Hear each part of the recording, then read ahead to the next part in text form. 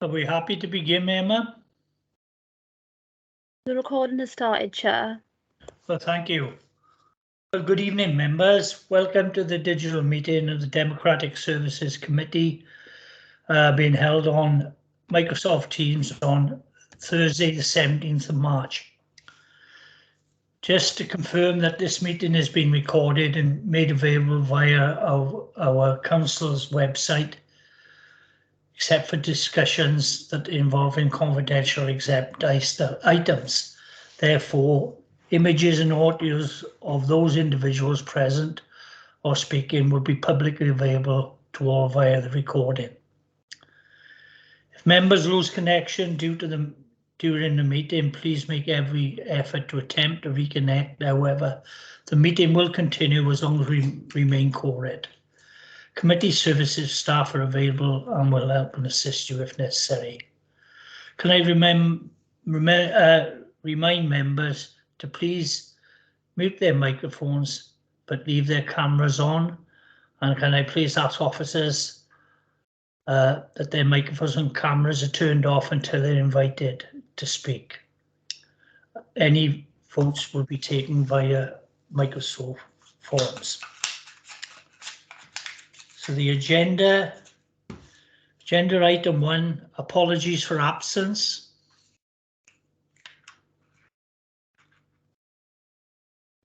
Yes, Chair. We received apologies from Councillor Sargent, Councillor David and Councillor Thomas.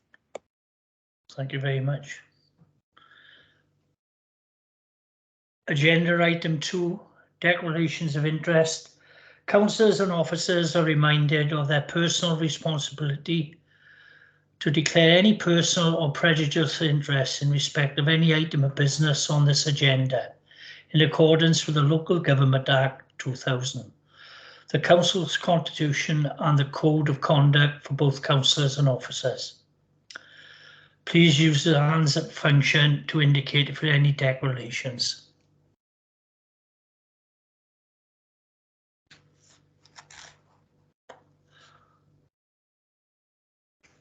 Right, thank you. That seems okay. To approve the minutes of the Democratic Services Committee held on the 22nd of November 2021. Page by page for accuracy. Page 1. Page 2. Page 3. I'll move that, Chair. Thank you. Do you have someone to second it? I second, Chair. Sorry. I don't know who that was, but thank you very much. A vote will now appear on the screen, so if we can vote, please.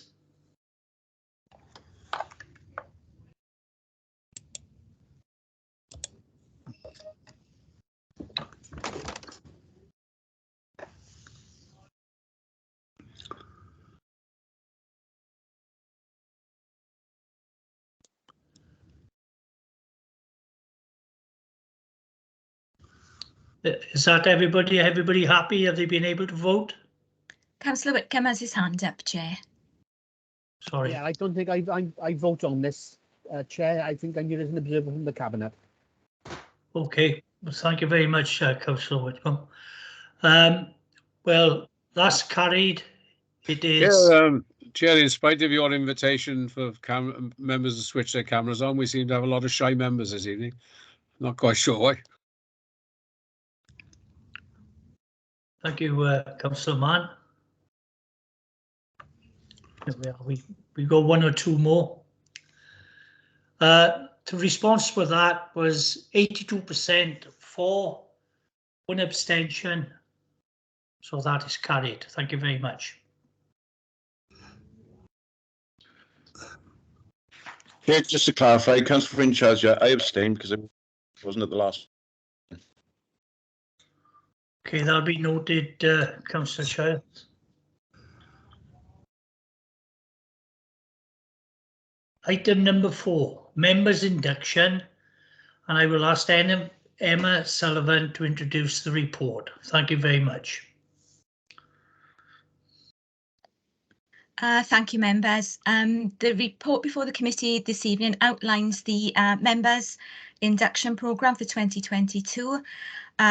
Most members, I think, present this evening will remember from 2017 the induction programme that they went through, and this offers a similar model to that.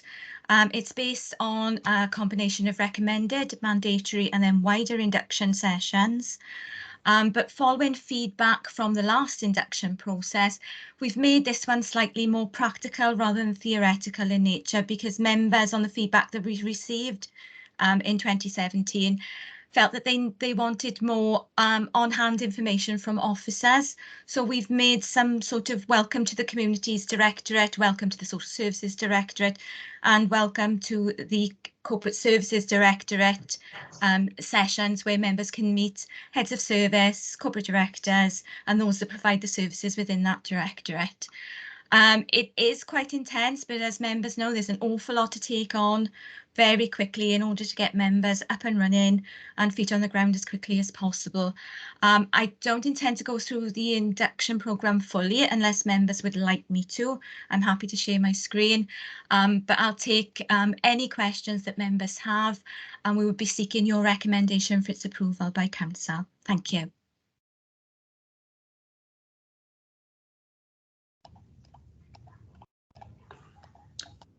Councillor Whitcomb, please.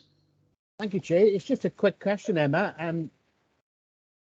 Not anticipating the result because none of us ever can. But if fortunate to be re-elected, I'm intending to take a holiday around about the 11th of May. So any meetings I missed, will there be catch-ups?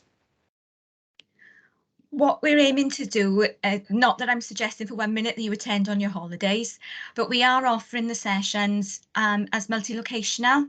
Right. The installation of equipment permitting, that we'll be able to record sessions and make them available to members who've missed them on their return. We're also hoping to be able to offer members, I think particularly returning members to some of this information they're well aware of, the opportunity to attend the sessions remotely via Civico or Teams, as well as physically coming into the building to attend the training session. So hopefully every member will have the opportunity to attend every session in a way that fits them and their home and working practices.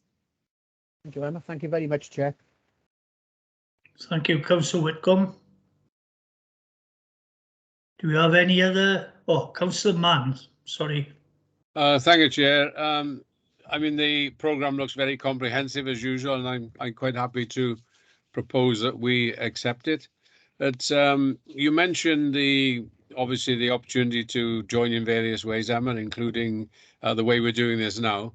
Unfortunately, from comments I've had, there seemed to have been a lot of IT connection problems in last night's meeting, for example, and I'm not sure what can be done to try and ensure that this actually improves, because the last thing we need is newly elected members who are caning for knowledge being bounced out of meetings, because it's just not going to work, is it? I think that's why, I mean, we are at the moment implementing some new hardware into each of the meeting rooms. I think members will be aware of the report that went to Cabinet some time ago on about the upgrades required in order to hold multi-locational meetings. So we are going to upgrade our equipment from Penalta House. We are looking at a new software provider, Civico, which will hopefully give us a more sustainable and multi-language platform that we can use. And hopefully that will see some of the connectivity difficulties resolved, but obviously we won't be able to mitigate for everything. Broadband widths change, usage changes depending on the type of day. Everybody that seems to come home at 5 o'clock will immediately put televisions on.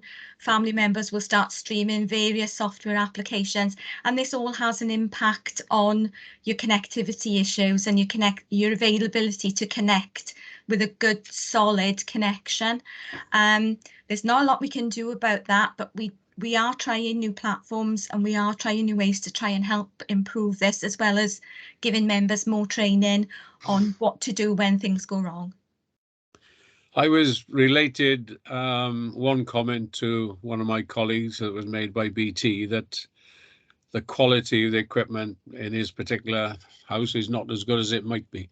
So I don't know whether we're looking at the quality of the stuff provided, and that may or may not be part of the problem that we're facing. I think equipment review is something that we will be looking at. I mean, Lisa Lane is on the call. She's our head of Democratic Services. There are reviews that we're undertaking. We're hoping to get new laptops out to newly elected members on the day they come in to sign the acceptance of office. Members with equipment 2017, we will look to upgrade on a phased basis. Those members that have had nice new laptops from 2020, they should be okay. But routers and methods of connecting with Wi-Fi is something that we are going to do a survey on. There is some work to be done in that area. I think it was the router that was the subject of that particular comment, if that helps at all. I'll make our IT aware, but I think that there are plans to survey routers, Wi-Fi connectivities, members using personal Wi-Fi to run their council activities via a VPN. But I say Lisa's in the call. She'll probably have much more information on that than I do. Yeah. Do you like that?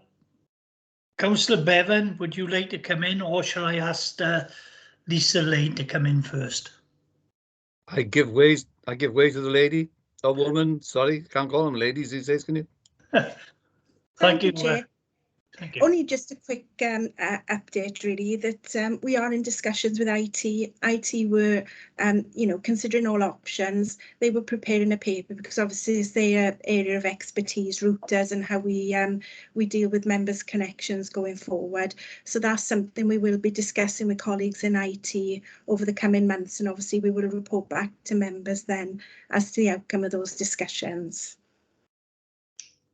Thank you, Lisa. Are you happy with that, Councillor Mann? You muted. You're muted, Colin. You're muted. Right. Sorry, my usual trick. Start again. Yeah, we can only wait and see. Hopefully the new initiatives will help, but we won't know until it happens, will we?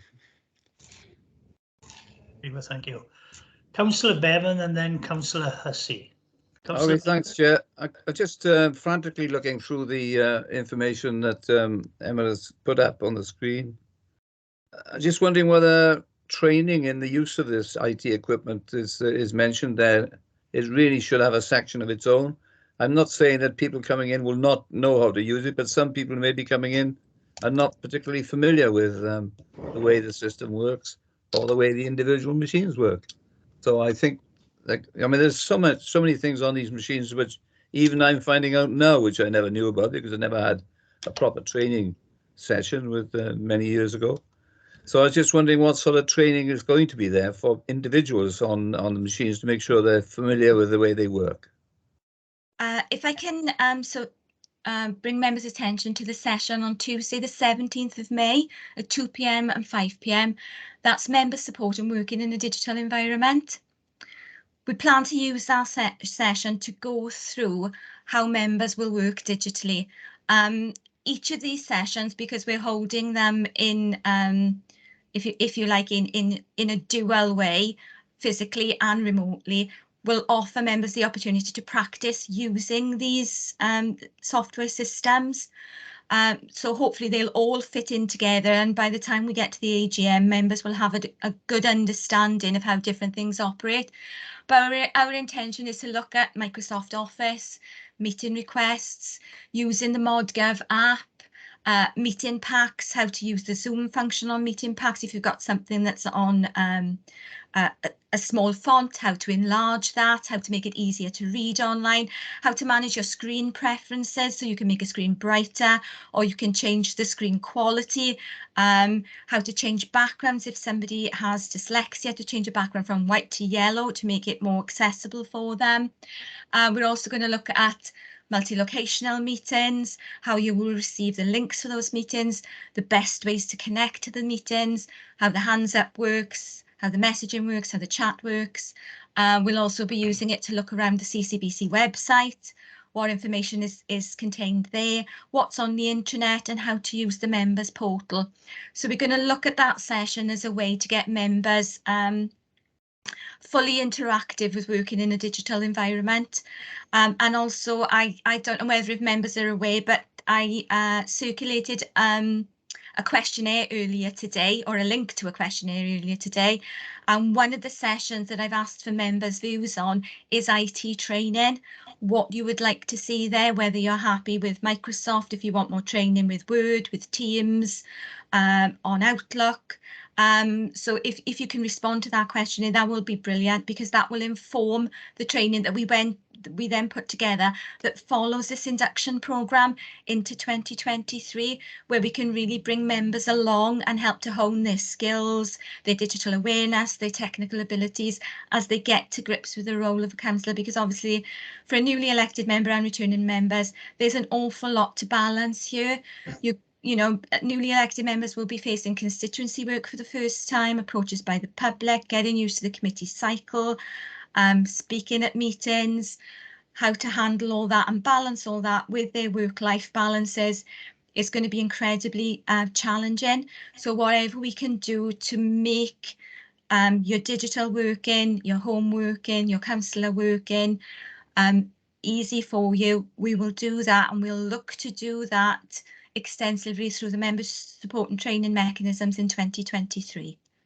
I hope that answers that's the on question. Tuesday, the 17th of May, you said, That's is it? Tuesday, the 17th of May at 2 All I'm p.m. saying with that then, it's a pretty broad brush statement there, and I think what you said now has got greater depth in it, and I would like to see that strengthened so that people know that they need to be on this course. It's not just something that they need to ignore, and it's very important that they get to know how to work these systems, because they are, well, they're your right hand, really, aren't they? That's no problem at all. If you like, I can add some more dialogue in that under that session to flesh it out a little bit more. If you think that would help, I'm certainly happy to do that prior to its being forwarded on to council. Yeah, if you expand little to being a bit more, then not just a little, Okay. because it's a very important part of a councillor's business now, this communication thing, and you need to be on top of it and know all the tricks of the trade.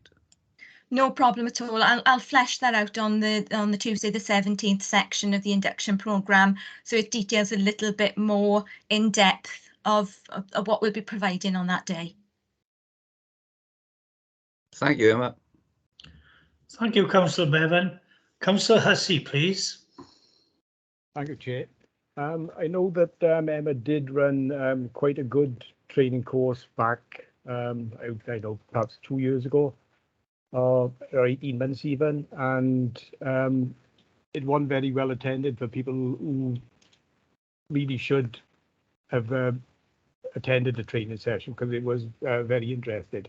The other point I wanted to make was with the routers that were supplied by the council. No, they were absolutely massive. They were like suitcases. So I opted out to use my own personal router, and to be honest, I haven't had any connection issues hardly at all in the past 4 years. So I know perhaps that's a way forward, that people use their own personal routers rather than have the council ones that may be outdated, because most of the modern ones now are quite sophisticated and reliable. Thank you. Yeah, Chair, Councillor has his first point really emphasises what I was saying, that this training really people need to get there. It needs to be, I would have thought, mandatory that they attend, that they just don't not attend because they don't think they want to do it. Thank you, Councillor Bevan. Thank you, Councillor Hussey.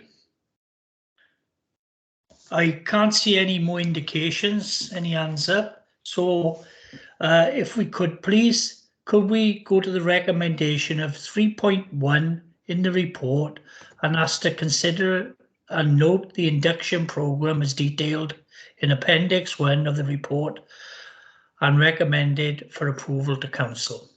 Could I have somebody move it, please? Move, Mr. Chairman. Do that. Thank you. Yeah, Phil Bevan, second. Thank you very much. We'll have a vote now on screen. If everybody could vote, please.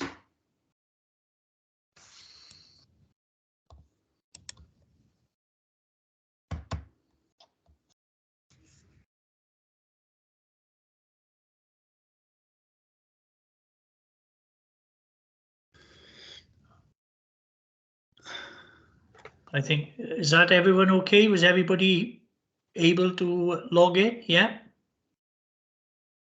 Okay, the response from that is unanimous, 100%. So that will go forward now to council. Thank you very much indeed.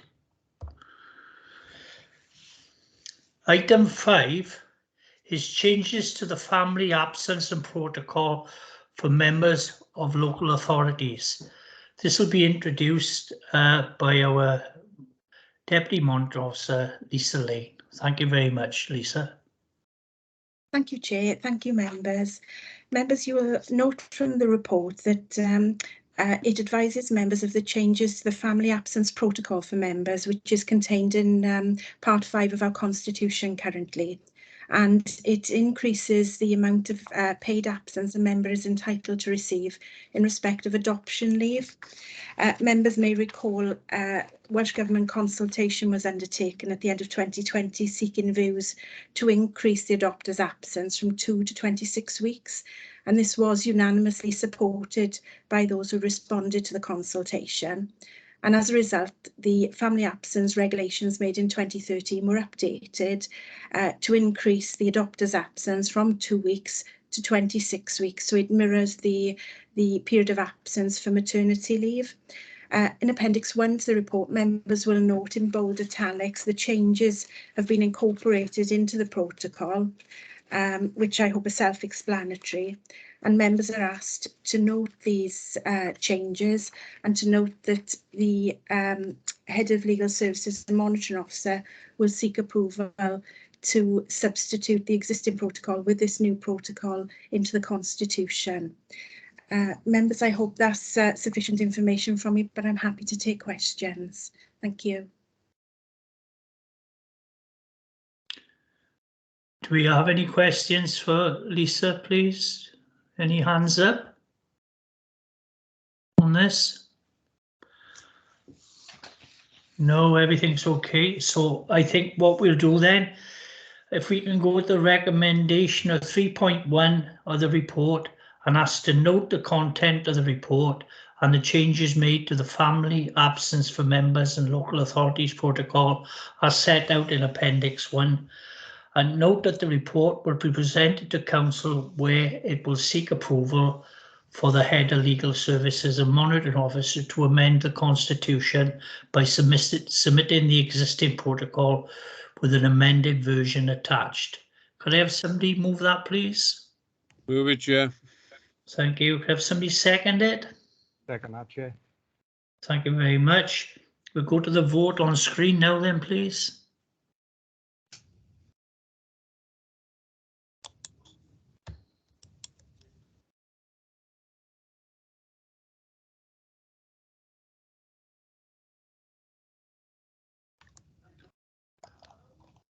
Is everybody okay? Is everybody logged in? Okay, well, thank you. Well, again, that's unanimous. That is 100%. Thank you very much.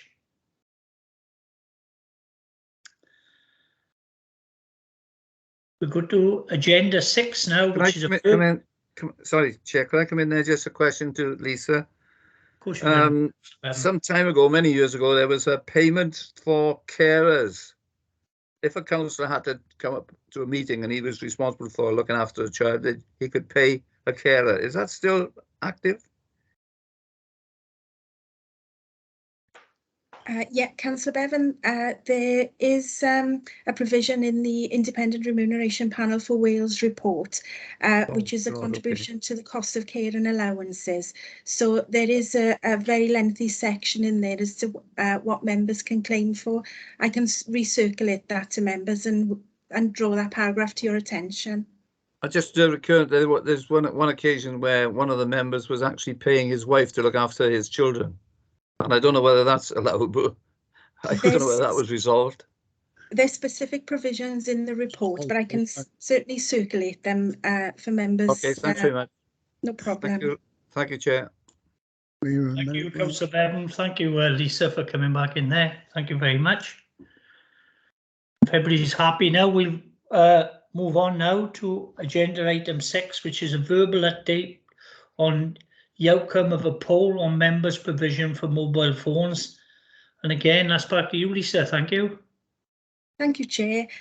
Back in December last year, I emailed members to ask the question as to whether they would, what their preference would be in terms of having a council mobile phone to undertake all of the business on a council phone, or use their personal phone for phone calls, but with an app for installed for council emails, or whether they would prefer an alternative proposal.